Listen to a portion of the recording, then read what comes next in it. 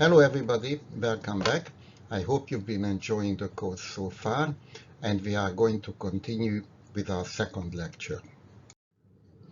In today's lecture, we are going to continue discussing the nature of human sociability, and in particular we are going to focus on the importance of seeking a social identity and social status, and the influence of social groups on the way people think and behave in social situations. In the lecture, I will try to emphasize the many ways in which social psychological research can be relevant in helping us to understand contemporary social issues, such as relationships between people and dealing with problems of diversity and social group conflict. First, we are going to say a few words about a very important aspect of human sociability, the apparently universal need for status and identity that characterizes all humans. This is understandable because throughout human history, human beings lived in small group, intimate, communal environments, and in those environments, having a status and a social identity was a natural consequence of group life. These needs are still with us today in the 21st century, but because now we live in a very different sort of society, status and identity needs often go unsatisfied. Essentially, communal small group life has disappeared in Western societies, in Western civilizations in the last 200 or 300 years only, since about the 18th century, when the philosophy of the Enlightenment and the idea of individualism have first taken hold as a basis of organizing society. This idea has resulted in a tremendous increase in freedom, wealth, health, and human well-being in general. But because small group life disappeared, human beings face a significant unfulfilled status and identity needs. As a result of that, in many modern post-industrial societies, loneliness and isolation are very serious problems, as the social psychologist Philip Zimbardo at Stanford University shown in a number of surveys. It is an interesting possibility to consider that unsatisfied status and identity needs might actually play an important role in driving materialism and consumerism in modern societies. If people can no longer derive a sense of status and identity in a small group, then possibly the purchase of goods and services might be an alternative way of achieving this. However, evidence suggests that status and identity needs cannot be fully satisfied as a result of consumption. Here is a couple of studies which show the lack of relationship between consumption and happiness. This paper by Diener and Seligman shows that if you chart the adjusted GDP in thousands per capita from the 1940s to 2000, and you also chart mean life satisfaction in the same period, what you find is that average GDP has gone up more than threefold. That's the steep ascending curve, and at the same time life satisfaction hasn't changed at all. We work harder, longer, we earn more money, and we spend more money, but we are not any happier. That's a very important point to remember. Here is another chart showing the same. It's looking at the relationship between satisfaction in life on a 0 to 10 scale in a number of different countries and the amount of income, average income of people in those countries. And what you'll see is a very interesting relationship. Up to about $10,000 per year per capita, there is some positive relationship between income, consumption, and happiness. Beyond $10,000, there is almost no improvement. Somebody earning $15,000 is almost as happy as somebody earning $40,000. In other words, wealth no longer increases life satisfaction and happiness. We are in some kind of a consumption trap. We're trying to serve our status and identity needs, and yet the more money we spend on trying to satisfy that need, it doesn't really produce the expected reward in increase in happiness. Some economists, for example, Lord Layard in the United Kingdom, argued that one way to short-circuit this pointless pursuit of wealth is to raise income taxes to such a level that it would not be worth people to work more than a minimum amount of time. Lord Layard argues that if income tax was 99%, let's say, most of us would stop working at about $20,000 or $25,000 a year. That would get us all the necessities. And Lord Layard argues we would also become much happier, because instead of working and spending, we would spend more time with each other in communal activities, in relationships, which is ultimately what makes us happy. So it's possible that there is some kind of a crisis with consumption. One way that individuals can cope with this is to actually start to become more conscious of what they buy, why they buy it, and what's the point of all that consumption. Once you become aware of the fact that you are a Stone Age person who seeks status and identity, and you seek status and identity by the wrong means, by buying things, you might be able to change your behavior and ultimately might end up being a happier person. Advertising plays a very important role in generating and exploiting status and identity needs. If you look at most of the ads you see on TV or in magazines, they essentially appeal to status and identity features. If you look at that link, The History of Consumerism, it's a very interesting summary of how consumerism developed in industrial societies in the past few hundred years.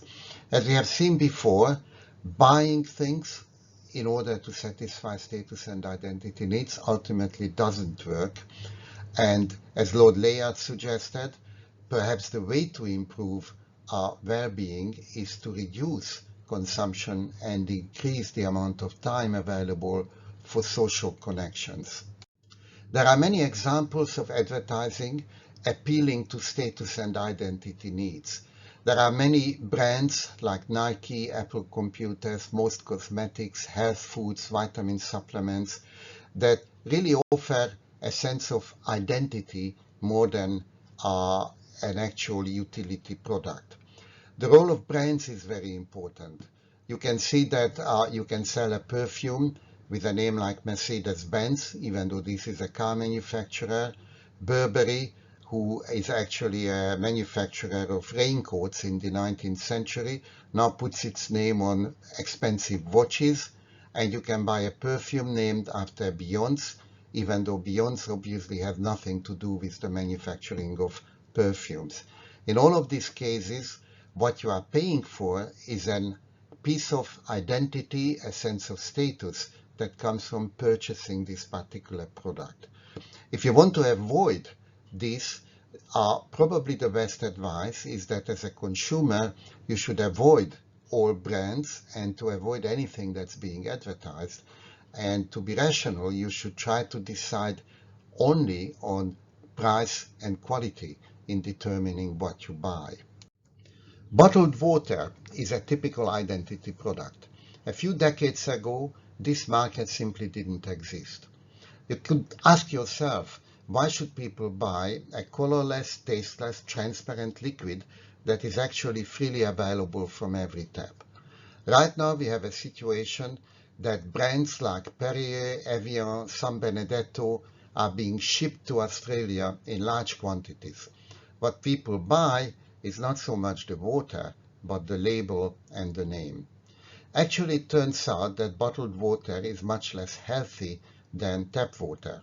About 40% of all bottled water turns out to be tap water. In blind tastings, when people are asked to compare the taste of different waters, tap water significantly gets the best results. People prefer tap water. So how did you establish a market for water? It really basically happened due to misleading advertising. Advertisers claim that tap water is unhealthy, which is actually not true, and bottled water is cool. There are some really bizarre claims. For example, if you look at the label below, active, organic, pure Australian water, that's completely nonsense.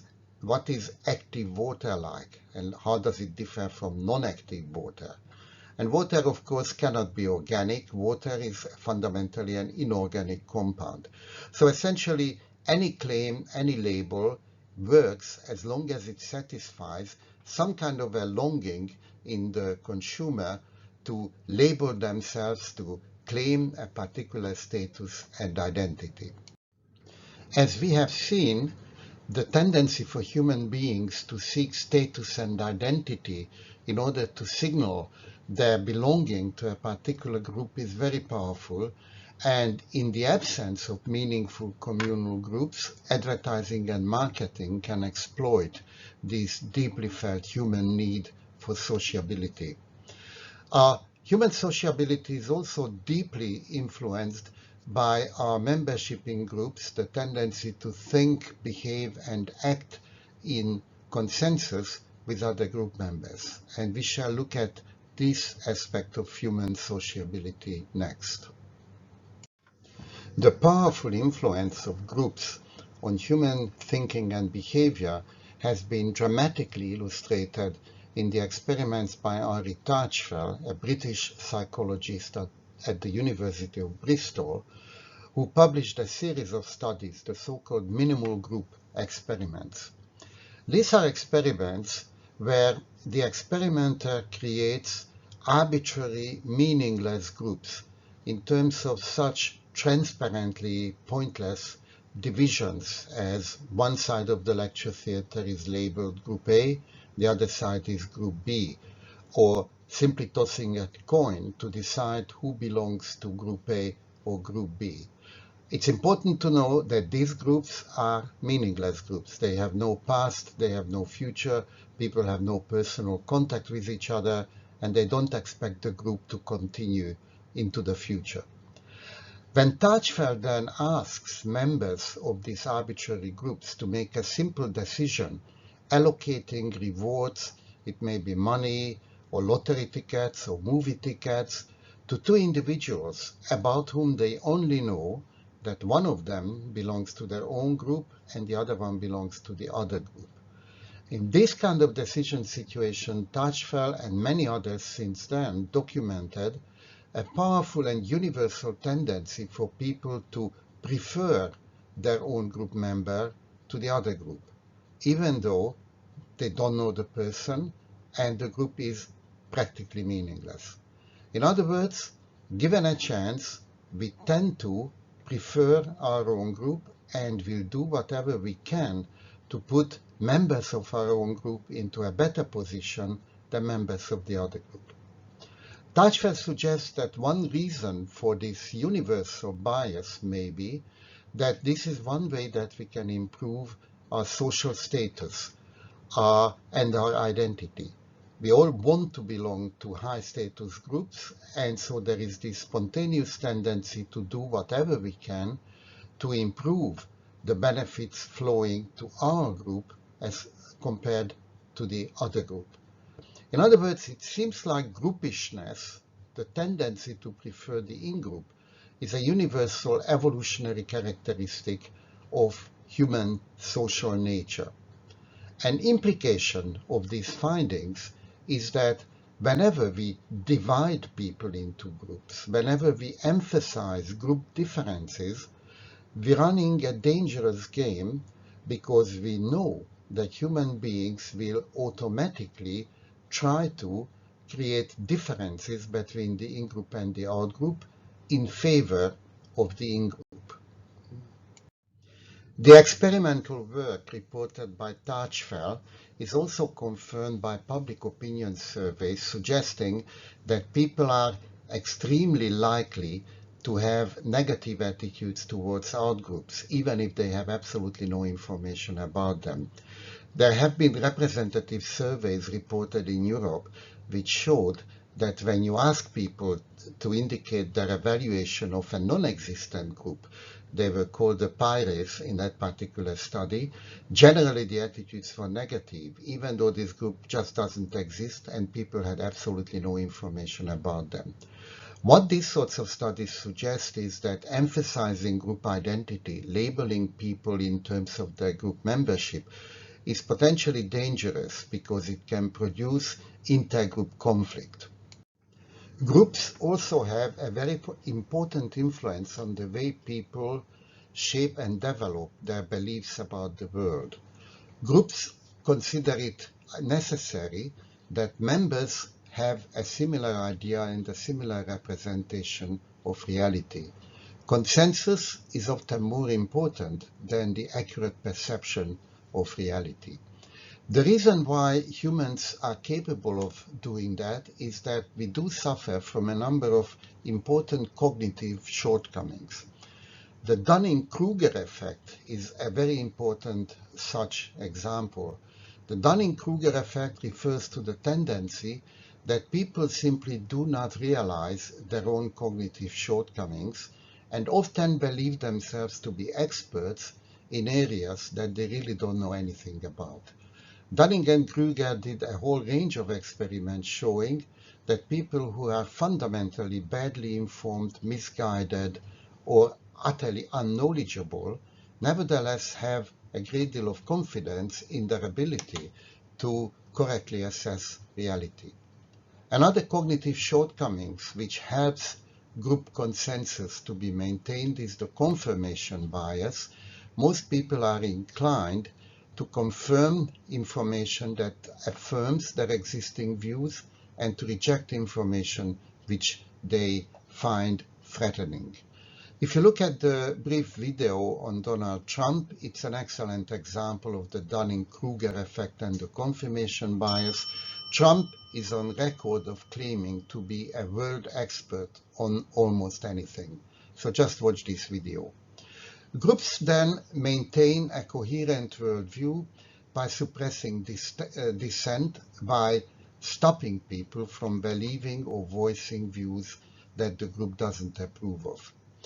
There is a lot of historical evidence indicating that human civilizations, human groups, sometimes over hundreds of years, had very bizarre, crazy beliefs about the world, and despite of lack of any evidence supporting these belief systems endured. In modern life, we see many examples of conspiracy theories and conspiracy beliefs.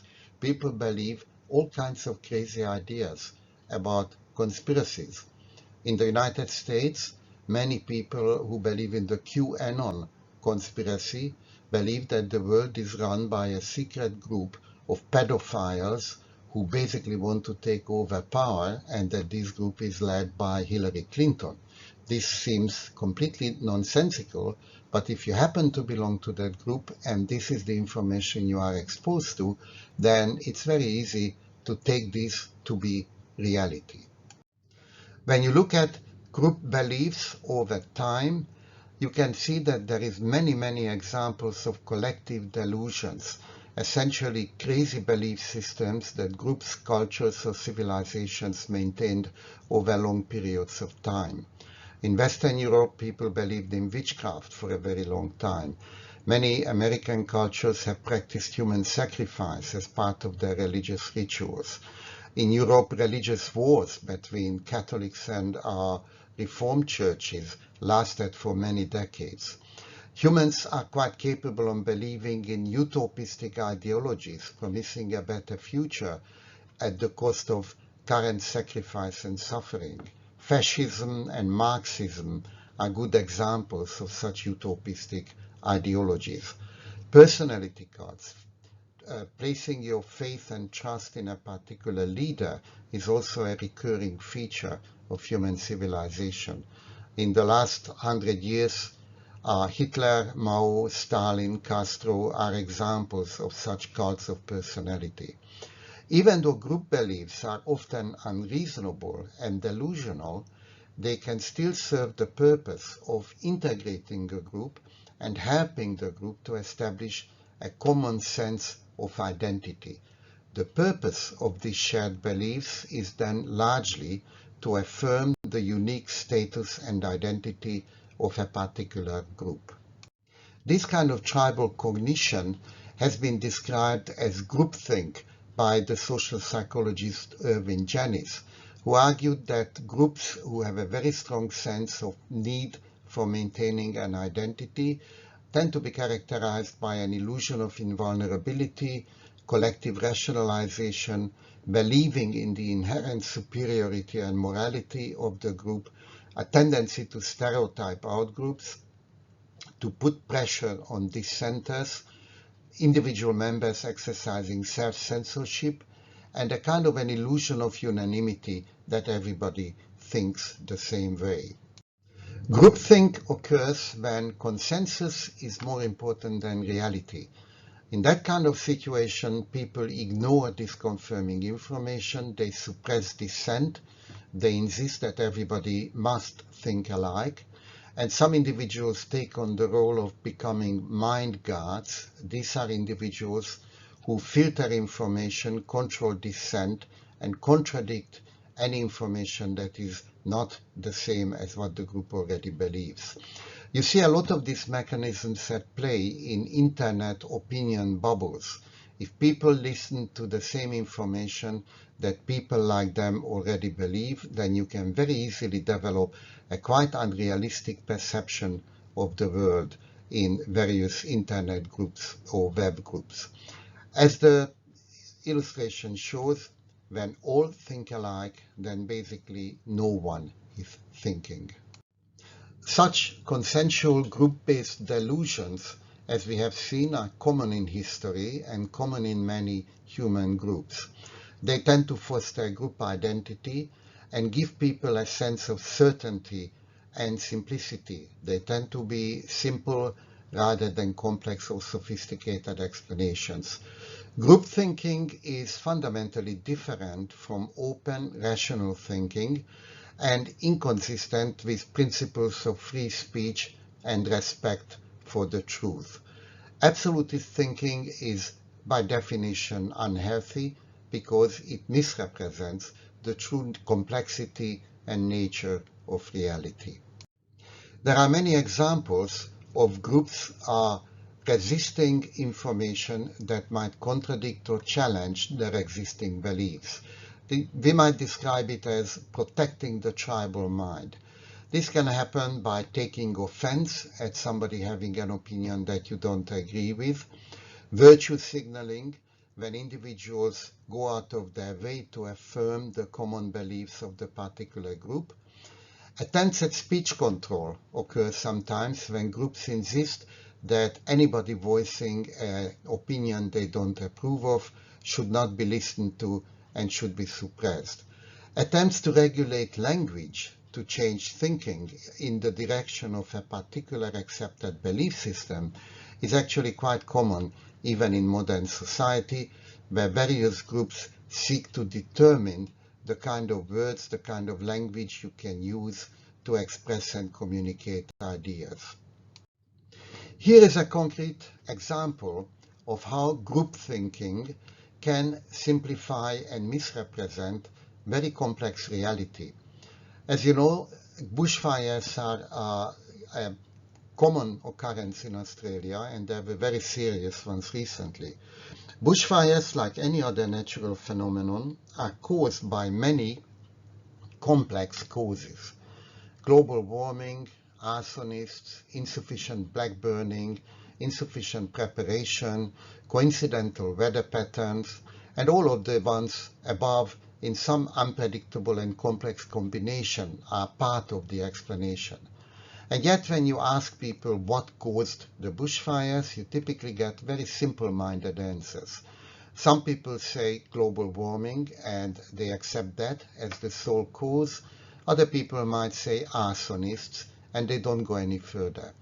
In both of these cases, people seem to adopt an ideological explanation for a very complex and often hard to explain natural event. Part of the reason why sometimes simple unreasonable beliefs dominate is that human beings are not terribly good in logical, rational, analytic thinking. Daniel Kahneman, a Nobel Prize-winning social psychologist, argued that humans are endowed with two different information processing systems, System 1 and System 2. System 1 is a simple, heuristic, quick, effortless way of thinking when people rely on ready-made information, past experience, or knowledge they get from others.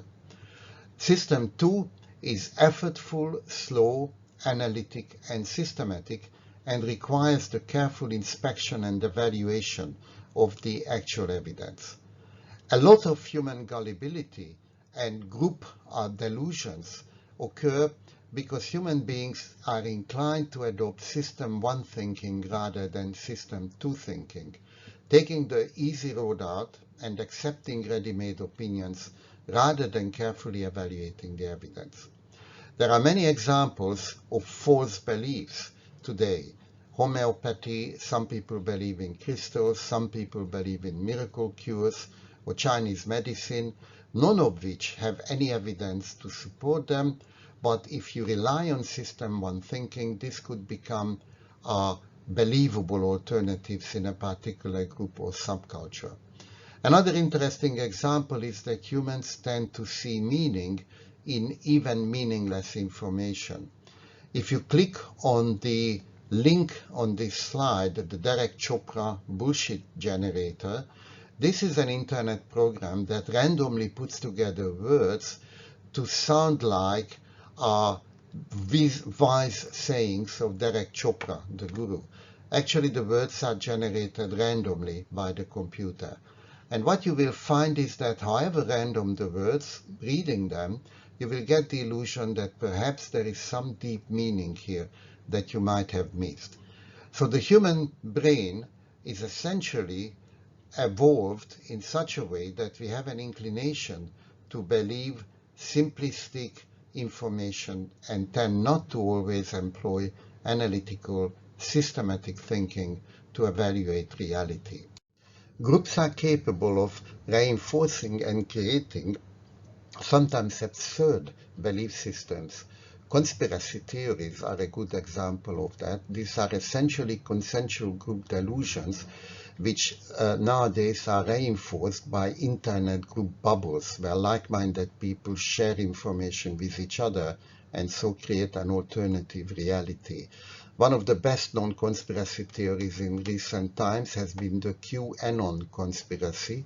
This is a theory that argues that pedophiles drinking children's blood actually run the United States from a pizza restaurant in Washington, and this cult is led by Hillary Clinton.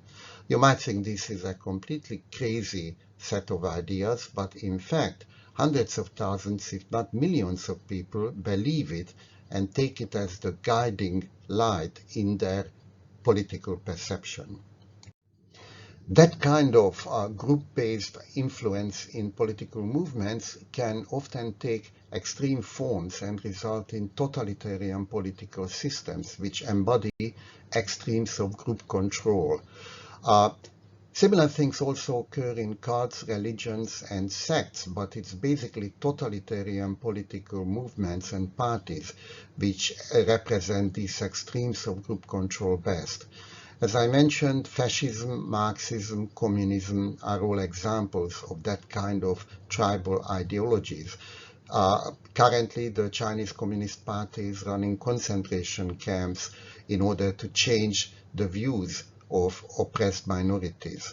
The political consequences of totalitarian group control are very common. I actually personally had some experience with that. If you're interested, click and watch my personal story and my experiences with totalitarian political systems.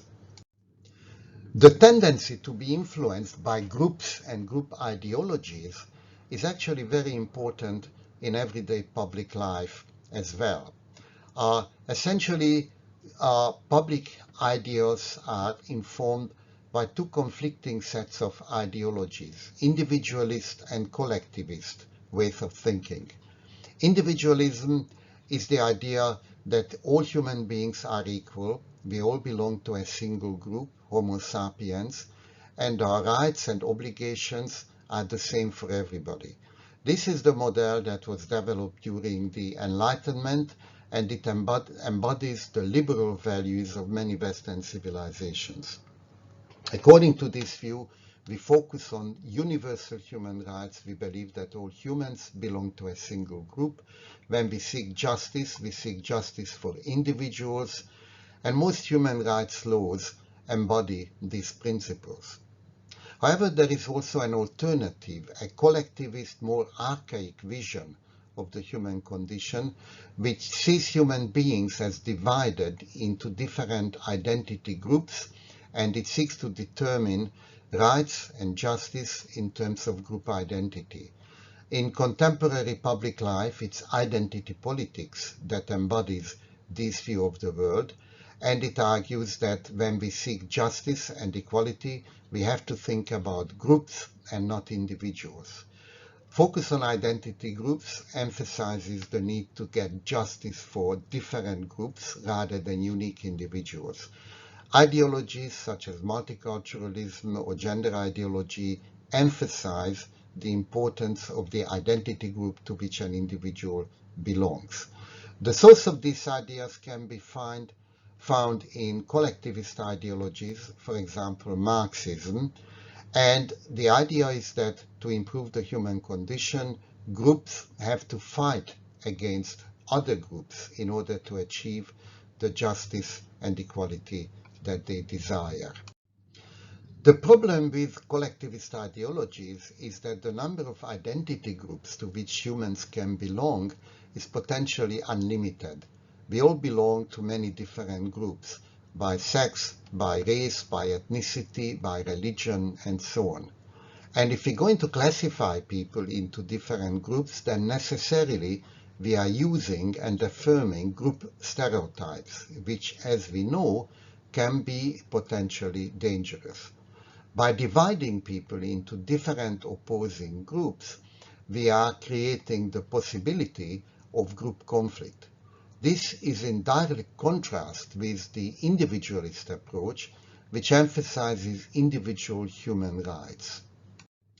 Let's briefly look at some of the possible consequences of these two different ideologies in public life, the individualistic and the social identity group ideology.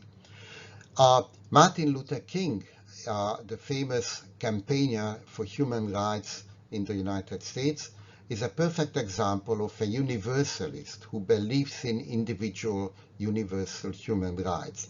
Martin Luther King preached color blindness, the idea that a person's skin color should have no influence at all on their status and position in society. As he said, "I have a dream that my 4 little children will one day live in a nation where they will not be judged by the color of their skin, but by the content of their character." This is an individualistic, humanistic perspective. The same can also be detected in the ideas of the Dalai Lama, universal human rights. The Dalai Lama wrote, "I am Tibetan, I am Buddhist, and I am the Dalai Lama. But if I emphasize these differences, it sets me apart and raises barriers with other people.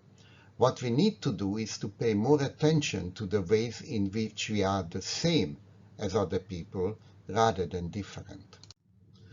And here is another civil rights campaigner from the 1940s, Pauli Murray, who again believed in universal human rights and individualism. He said, "I intend to destroy segregation by positive and embracing methods. When my brothers try to draw an article to exclude me, I shall draw a larger circle to include them. Where they speak out for the privileges of a puny group, I shall shout for the rights of all mankind." The idea is that all humans belong to a single group and they have rights and entitlements because of their membership in the human race. Now you contrast that with the group identity, group conflict model. Intersectionality is a fairly recent ideology that argues that all humans belong to multiple groups which can be classified in terms of their privileged position or oppressed status. So able-bodied, cisgender, heterosexual, white, male, upper-class, fertile people are privileged, according to this view, and infertile, poor, female, non-white, gay, lesbian, transgender, disabled people are oppressed. According to this view, social justice comes from the oppressed groups fighting against the privileged groups to achieve justice and equality. Essentially, it's an effort to mobilize group identity to struggle for greater justice. That also implies that the privileged groups have to be excluded and discriminated against. Here is an example of a couple of rooms at New York University which are designed to exclude people from certain spaces. On the right-hand side, you can see a room which is reserved for Black, Latin, Indigenous, Asian, Pacific Islander, lesbian, gay, bisexual, transgender, queer, intersex, asexual, and gender non-conforming individuals. Those people who cannot come in here are anybody who does not belong to this group. For example, white males are excluded.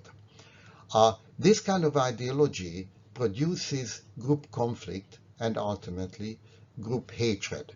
If the only way you can realize your claim for justice is by having to fight and exclude other groups, then that will naturally result in a group conflict in some level. And here is some examples of this. This web link is a journalist at the New York Times who wrote the following blogs. Dumbass fucking white people marking up the internet with their opinions like dogs pissing on fire hydrants. She hates white people because she sees them as the oppressors. On the right-hand side, oh man, it's kind of sick how much joy I get out of being cruel to old white men. You hate other people simply because they belong to an opposing group. Here is another example from the newspaper at Texas University. Your DNA is an abomination. White is over. Ontologically speaking, white, the death will mean liberation for all. Until then, remember this. I hate you because you shouldn't exist. You are both the dominant apparatus on the planet and the void into which all other cultures, upon meeting you, die. You hate whites and you hate white culture because they are the reason why your group feels itself oppressed. What these examples illustrate is that by appealing to group differences, you run a very dangerous game of creating enmity, hatred, and potentially violence. Tribal thinking and populism, of course, are very common in human history and civilization. On the political right, fascism, nationalism, ethnocentrism, racism are all examples of tribal ideologies which result in the denigration of other groups. There are similar ideologies on the left.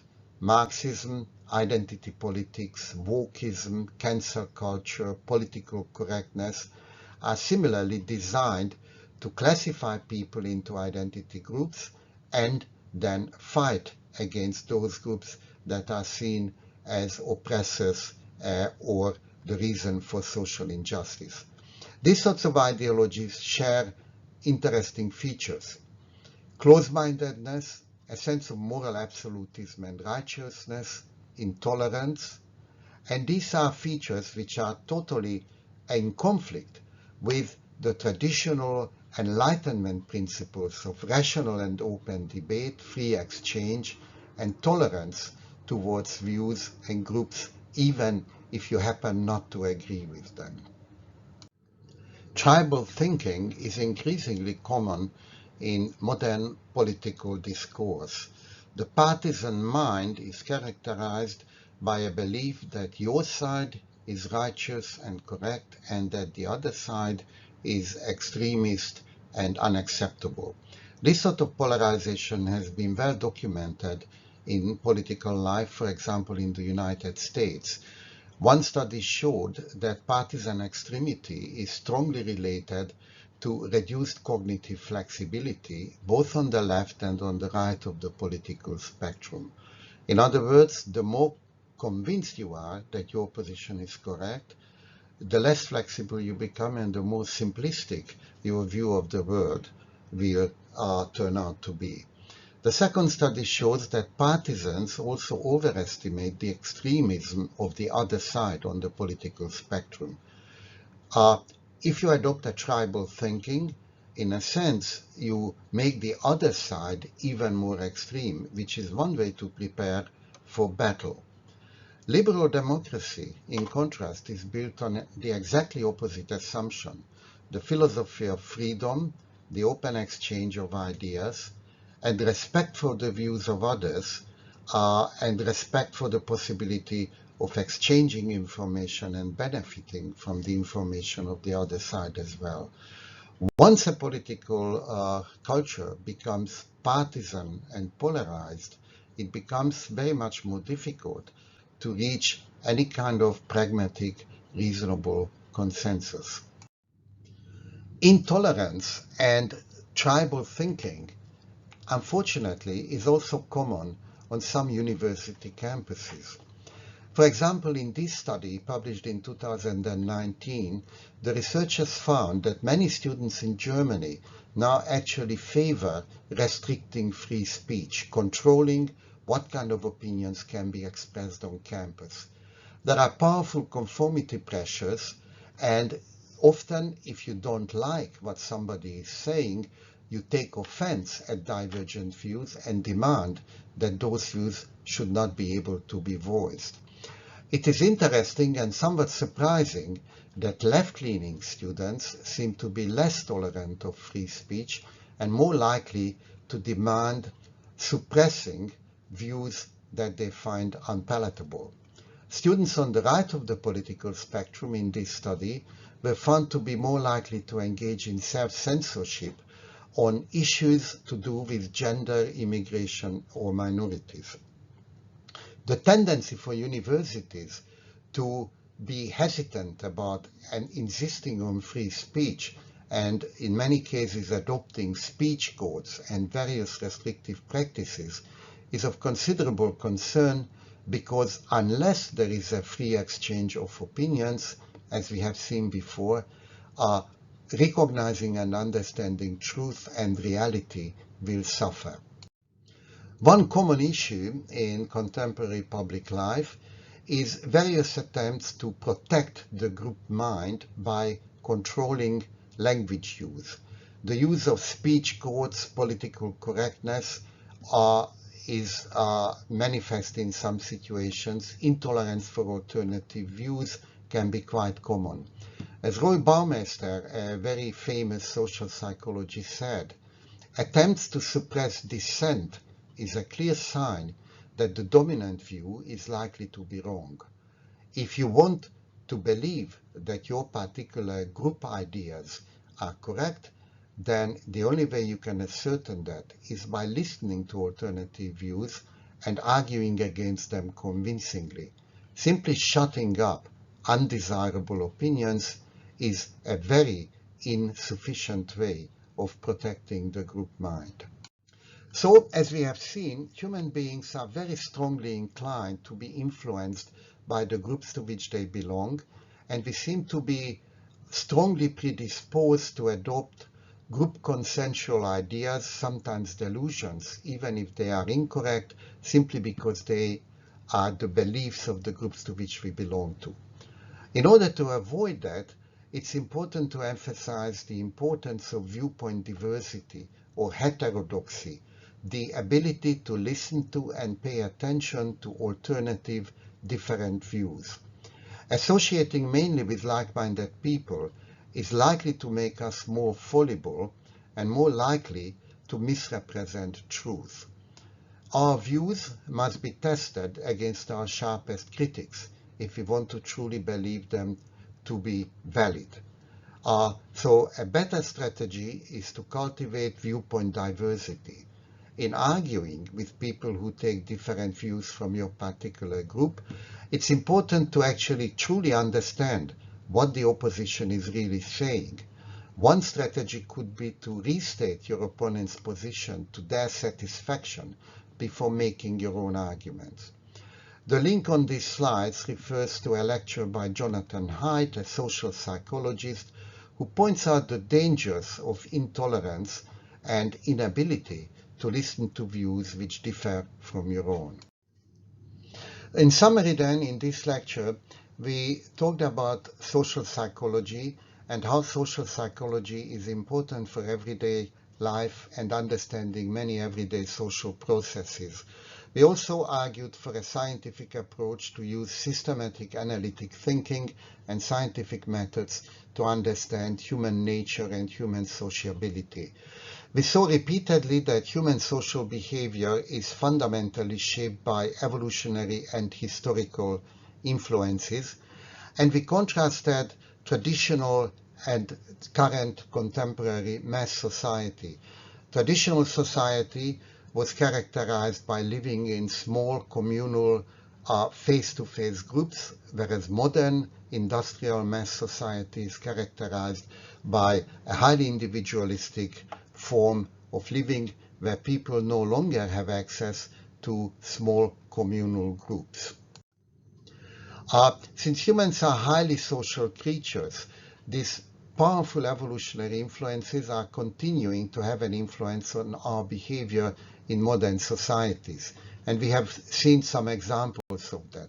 For example, the need for status and identity, which could be readily fulfilled in a small communal group, in modern individualistic society is difficult to satisfy and is easily exploited by advertising and marketing.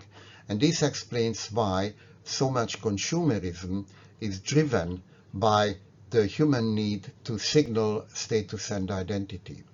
We also looked at some detail at the dangers of groupthink and consensual delusions, the human tendency to adopt particular views, particular beliefs and theories that a group identifies with. We have seen that this tendency is very powerful. It takes very little for human beings to identify with a group. Sometimes even a simple label is enough. And once you identify with a group, it has the consequence of automatically preferring your own group to other groups. As a result of that, the potential for group conflict and group hatred is ever present and very serious. As an alternative, individuality is an important ideological belief system. Relying on universal human values is probably the best way to promote autonomy and tolerance towards other groups.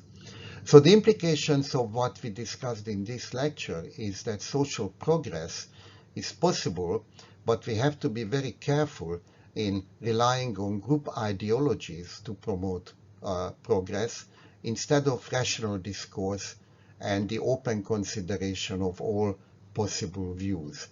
You might want to read the book by Steven Pinker, Enlightenment Now, which describes the very significant progress that human civilization has made in the last several hundred years. If you want to care about how to build a better society, how to improve tolerance, justice, equality, how to reduce pointless consumerism, then social psychology and research in social psychology can give us very important pointers about how to solve these important issues in contemporary social life. And finally, again, on this slide and the following slides, you will see some recommendations for videos to look at on the internet, books to read, and generally find out more information about the sort of issues which we have covered in this lecture.